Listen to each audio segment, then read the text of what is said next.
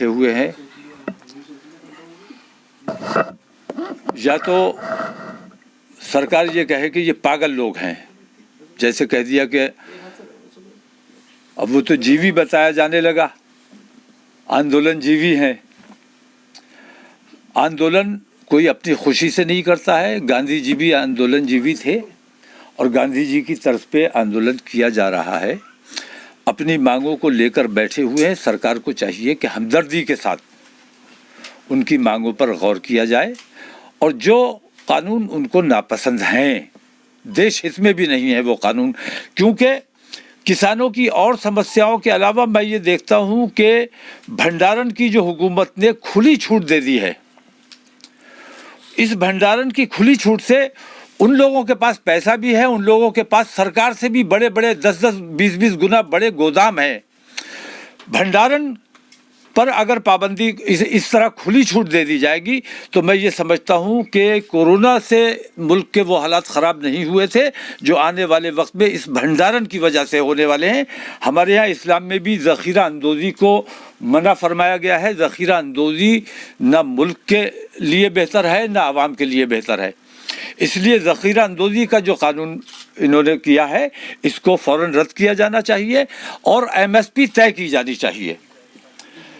तकरीबन 90 दिन से किसान सड़कों पर बैठे हुए हैं और उनके साथ हमदर्दी से गौर नहीं किया जा रहा है। ये मैं समझता हूँ कि इंसानियत को शर्मसार करने की बात है और इंसानियत को अब शर्मसार नहीं होने दिया जाएगा। मैं अपील करता हूँ तमाम हिंदुस्तान के हिंदू और मुसलमान भाइयों से कि उन किसानों के बारे में हमदर्दी से सोचे। वो अपनी लड़ाई नहीं लड़ रहे हैं, ये मामला सिर्फ किसानों का नहीं है, ये हिंदुस्तानी अवाम का मामला है, हिंदू मुसलमानों का मामला है।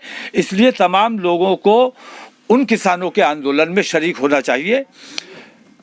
अभी 2 रोज़ पहले मेरे पास खबर आई, रामपुर में एक वाक़या हुआ। रामपुर के लोग गए थे, जिम्मेदार लोग वहाँ के किसानों के आंदोलन में, वहाँ से वापस आए हैं तो वहाँ के SP ने अकेले में कमरे में ले जाकर उन लोगों के साथ बदतमीजी की कि क्यों बे तू किसानों के आंदोलन में क्यों गया था। संभ्रांत लोगों से, असरदार लोगों से, बाइज्जत लोगों से इस तरह से उनका मानहानि की जाएगी, उनकी बेइज्जती की जाएगी, इसको किसी भी कीमत पर बर्दाश्त नहीं किया जाएगा। आज किसान बैठा हुआ है, कल से तमाम हिंदू और मुसलमान इंशाअल्लाह बैठेंगे और मैं तमाम अपने भाइयों से अपील करता हूं कि उन किसानों के आंदोलन में हम सबको बढ़ चढ़कर हिस्सा लेना चाहिए और सरकार जब तक किसानों की बातों को मान डाले, क्योंकि वो बात किसानों की नहीं है, वो हिंदुस्तानी अवाम के लिए लड़ाई लड़ रहे हैं और हिंदुस्तानी अवाम की हैसियत से हमें उनका साथ देना चाहिए, उनकी मदद करनी चाहिए। और किसानों के लिए के आंदोलन में जाने की वजह से जो रामपुर के जिम्मेदार लोगों की बेइज्जती की गई है, मैं कल रामपुर भी जाऊंगा, जुमे की नमाज इंशाल्लाह वहीं पढ़ूंगा और उन लोगों की समस्या को भी देखूंगा।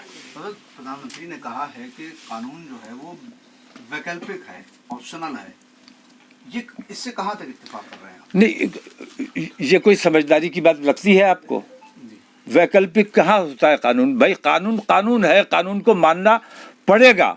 वैकल्पिक का मतलब है कि मैं मानूं या ना मानूं, और कानून को अगर मैं ना मानूंगा तो मैं मुजरिम कहलाऊंगा। तो प्रधानमंत्री खुद मुजरिम बनाना चाहते हैं हिंदुस्तान की आवाम को। कानून कानून होता है और जो कानून है उसको मानना हिंदुस्तानियों की जिम्मेदारी है, मानना पड़ेगा, और नहीं मानेंगे तो अपराधी कहलाएंगे। तो प्रधानमंत्री तो बराह रास्त हिंदुस्तानी आवाम को अपराधी बनाने का रास्ता बता रहे हैं।